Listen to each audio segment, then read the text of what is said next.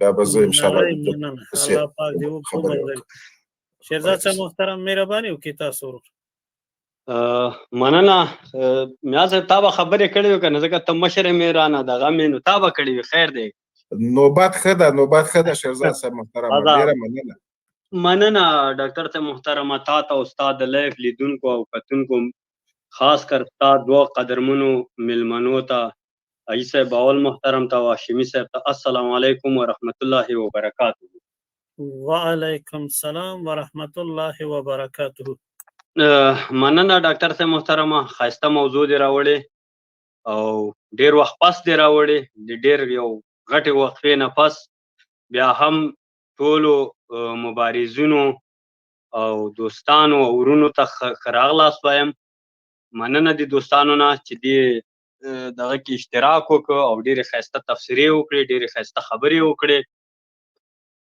ډاکټر صاحب محترمه، ګر چې ما غوښتل دا نن چې ستا دا لایف ما ولید، د لایف موضوع دی چې ما ولیده، ما غوښتل چې زه اصلا په سیاست کې خبرې ونه کوم، ځکه د افغانستان حالات داسې دی، افغانستان داسې یو حالاتو ته روان دی، داسې یو سم ته روان دی، داسې یو طرف ته روان دی چې تاسو باور وکړئ د سړي ایمان، دین، وجدان دغه اصلا انسان ته اجازه نه ورکوي چې سړی په سیاست خبرې وکړي، په رهبر خبرې وکړي. وروګله فقط تا ته دا ایمان، وجدان دغه دا اجازه درکوي چې ته په انسانیت خبره وکړي.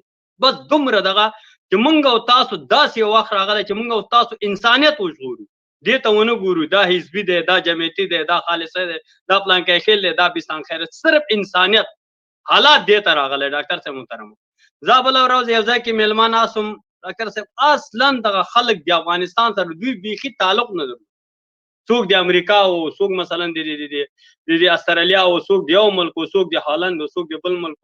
نو دوی یو کلیپ ما ته ولګو، پوه شې دا کلیپ زما دپاره ډېر یو دردونکی، یو جړونکی، یو دغه چې حتی چې زه یو افغانی وم له دغسې حالاتو نه وم خبر.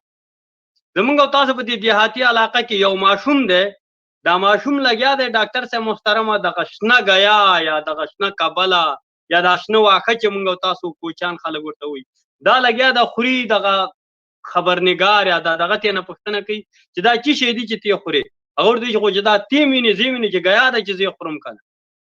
هغه ورته وایي چې دا داسې یو حالات، هغه وایي چې زه په دې حالات هم شکر باسم، سبا ژمی را روان دی، دغه دی واورې کېږي، دغه کېږي، دا ورو وچېږي، دا واورو لاندې کېږي، سبا به دا هم موږ ته نه وي. یعنې ته باور وکړه هلته موږ داسې کافي وګورو، یعنې چې دغه ټول خلکو دې خبره، هغې کې مسلم هم ګډ غیر مسلم هم چې دې خبره په سرو سترګو وژړل.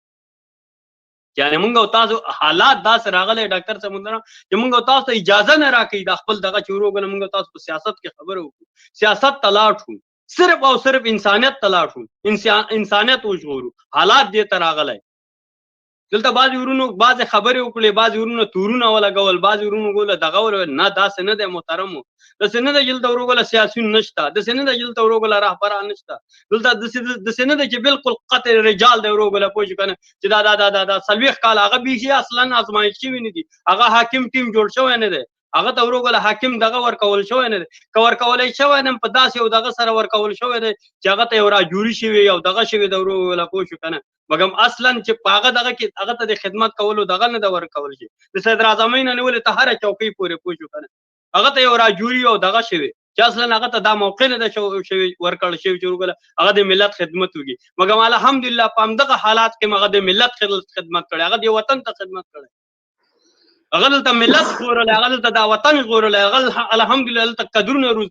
دا زه اوس درته هر جناب چې راځه زه اوس درته په دعوې سره وایم چې له 80% نه نیولې تر 90% اسلام پاله قدرونه به دا ټول د حزب اسلامي، یا به د حزب اسلامي له مکتب نه فارغ شوی، یا به د حزب اسلامي له مدرسې نه فارغ شوی، یا به د حزب اسلامي له پوهنتون نه فارغ شوی. دی جناب که اوس په هر ځای کې خو د سره به ډیګري د حزب اسلامي، دا سره په دعوې سره وایم له 80% نه نیولې ته اسلام پاله درته یادوم. یوه مسله ډاکټر صاحب محترم. بله مسله دلته جنابانو وویلې چې وروګله پوه شو که نه چې د حزب اسلامي سرمایه ده په پاکستان کې. نه، دا غلطه ده. دا یا به داسې ډاکټر صاحب چې یو سړی هر څوک چې خبره کوي ډاکټر صاحب په دعوې سره هغه به ثبوت وړاندې کړي چې و کاکا دغه په امریکا ده دا د حزب اسلامي ده، دغه فارم دی دا د حزب اسلامي دی، دغه بنگله ده دا د حزب اسلامي دی، دغه تجارت دی دا د حزب اسلامي دی. لکه د همدغه جنابانو چې ورو دلته په قصرونه دي په افغانستان کې، لکه د همدې جنابانو چې ورو دلته چې بعض ورونو قبرونه واخیستل، دلته ورو حتی قبرونه دي چې دوی حتی په خپلو قبرونو باندې په میلیاردو ډالر لګولي. ډاکټر صاحب هاي کاش په دغه قصرونه هم پرې دغه قصرونه به اوس یو انسانیت ته په درد وکړي، د دوی قبرونه به کم انسانیت ته په درد وکړي، کم شرافت ته په درد وکړي، هلته به د کم انسان پکې دوا وشي، دارو به وشي، درمل به وشي، څه شی به وشي. هاي کاش په دغه قبرونو باندې دوی یو هسپتال جوړ کړی وای، یو مدرسه جوړ کړی وای، یو مکتب جوړ کړی، یو بند جوړ کړی.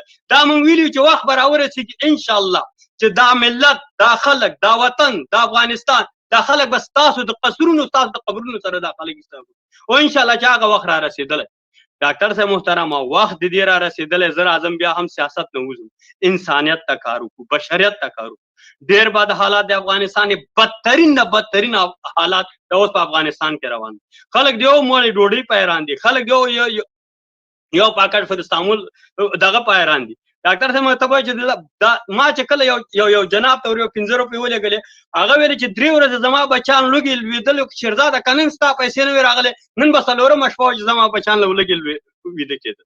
داسې یو بد حالات دی ډاکټر صاحب محترمه. موږ همدلته چې موږ هم تاسو تلویزیونونو ته راشو، هم موږ تاسو هم مرکو ته راشو، ټاپې لګو، مهرونه لګو، دغه لګو، امارت اسلامي دې داسې وکړو، حزب اسلامي دې داسې وکړو، پلانکی دې. دا وخت د دې نه دی ډاکټر صاحب محترمه. زه بیا هم خاص کر وزر کرده، مینت کرده، خواهش کرده له دې خپلو اسلام پالو مبارزینو نه، اسلام پالو ورونو نه، اسلام پال اتلانو قهرمانو نه، دا د ورورۍ، د انسانیت، د بشریت د دغه یو خواهش کوم چې انسانیت وژغوري، بشریت وژغوري، کومکونه وکړي، مرستې وکړي. باور وکړه ستاسو هر روپۍ الله پاک به تاسو ته په همدې دنیا دغه کړي. زه درته قسم خورم ډاکټر صاحب چې ما ته الله پاک په همدغه دنیا راکړي، په همدغه دنیا، په همدې یو هفته کې الله پاک راکړي، اجر خدای پاک را کړی، سر په دنیا مې ولید. نو زه بیا هم د ورونو بدن خواهش کوم ډاکټر صاحب محترم، راځئ موږ تاسو پلانونه جوړ کړو، پروګرامونه جوړ کړو، دغه جوړ کړو. ما نن دغه سادات صاحب سره خبره وکړه ډاکټر صاحب محترم، راځئ چې را روان خیر دی، دا اوس ژمی دی، موږ تاسو به غنم وموکو، اوړه به موکو، غوړي به موکو، تیل به موکو، خو را روان دغه دپاره دا زما انشاءالله پلان دی، دا زما پروګرام دی، دا زما دغه دی چې زه به خپل مشر معزز حاجي صاحب باول سره، لکه تواب صاحب محترم سره، تا محترم سره، دا به زه مشوره کوم، دا به زه پلانونه جوړم، دا به زه دغه جوړم. قسم به دې په خدای ډاکټر صاحب محترم چې دغه هر څه زه لیلام کوم او زه خپل ګران افغانستان دې ملت ته ولېږم. ځکه زه د پلار نه یادې خبره، زه یو یتیم پیدا شوی، زه یو صغیر یادې خبره زه پاتې شوی. ما ته د یتیم درد هم معلوم دی، د صغیر درد هم معلوم دی، د مظلوم درد هم معلوم دی. ډاکټر صاحب محترم زه خپله یو وړه کهاني درته وایم، زه به چې کله لارو کوڅو کې ناست وم، زه د لاپو د دغه سړی نه یم چې اوس ما 14 یا 13 کاله ورلته اروپا کې تېر کړي، زه غټې دغه ولم. ما به ویلې چې خدای پاکه دام بختور دي چې کورونه لري، زه خپل کور ته شیرزاده ته به چېرته لاړې، متینه ته به چېرته لاړې. یعنې د دغسې یو حالاتو نه زه خدای پاک دې حالات ته، یعنې هر انسان باندې دا تجربه تېره شوې. ډاکټر صاحب محترم راځئ بیا هم په همدغه خبره زه خپله دغه خلاصوم ډاکټر صاحب محترم، چې انسانیت ته کار وکړو، بشریت ته کار وکړو، راټول شو، غونډ شو، جرګه شو، مرکه شو، یو روپۍ راغونډه کړو، 10 روپۍ غونډو، 100 روپۍ غونډه کړو او دغه خپل مظلوم ملت ته یې ورکړو.